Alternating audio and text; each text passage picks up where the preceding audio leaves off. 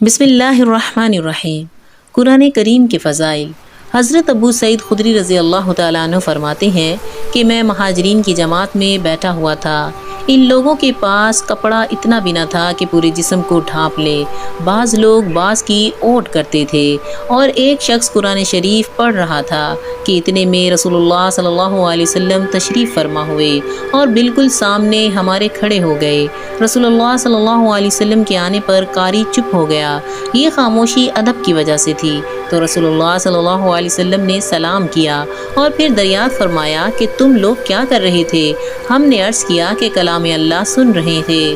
رسول اللہ صلی اللہ علیہ وسلم نے فرمایا، تمام تعریفیں اسی اللہ کے لیے ہیں جس نے میری امت میں ایسے لوگ پیدا فرمائے کہ مجھے ان میں ٹھہرنے کا حکم کیا گیا۔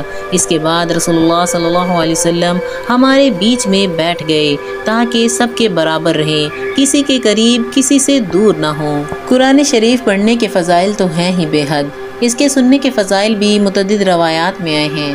اس سے بڑھ کر اور کیا فضیلت ہوگی کہ رسول اللہ صلی اللہ علیہ وسلم کو بھی ایسی مجلس میں شرکت کا حکم ہوا ہے، جیسا کہ اس روایت سے معلوم ہوا۔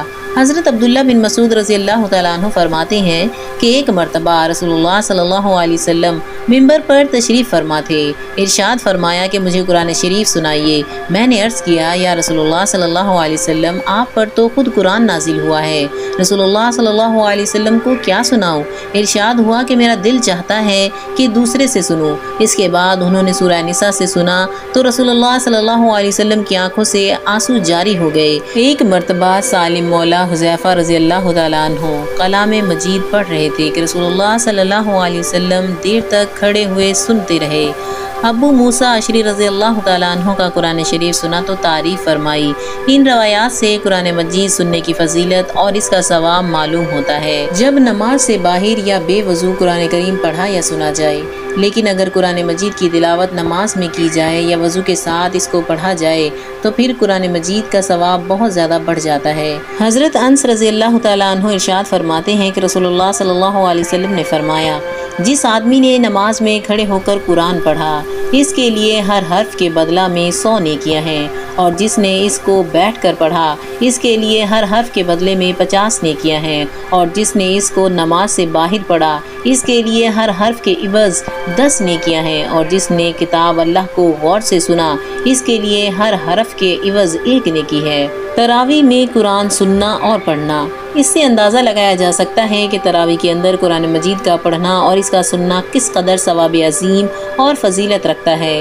قرآن پاک کا پڑھنا اور سننا جس طرح بہت بڑے اجر و ثواب کا کام ہے، اسی طرح قرآن پاک کی تعلیم دینا اور اس کو سکھلانا بھی بہت بڑا کار خیر ہے۔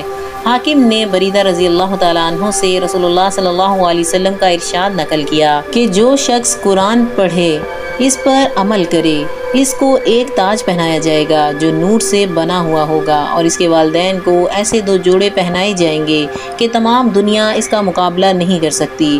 وہ عرض کریں گے، یا اللہ، یہ جوڑے کس صلہ میں ہیں؟ تو ارشاد ہوگا کہ تمہارے بچے کے قرآن شریف پڑھنے کے عوض میں۔ حضرت انس رضی اللہ تعالیٰ عنہ نے حضور اقدس صلی اللہ علیہ وسلم کا یہ ارشاد نقل کیا ہے کہ جو شخص اپنے بیٹے کو ناظرہ قرآن شریف سکھلائے، اس کے سب اگلے پچھلے گناہ معاف ہو جاتے ہیں، اور جو شخص حفظ کرائے، اس کو قیامت میں 14ویں رات کے چاند کے مشابہ اٹھایا جائے گا، اور اس کے بیٹے سے کہا جائے گا کہ پڑھنا شروع کرو۔ جب بیٹا ایک آیت پڑھے گا، اس کے باپ کا ایک درجہ بلند ہو جائے گا، حتیٰ کہ اس طرح تمام قرآن شریف پورا ہوگا۔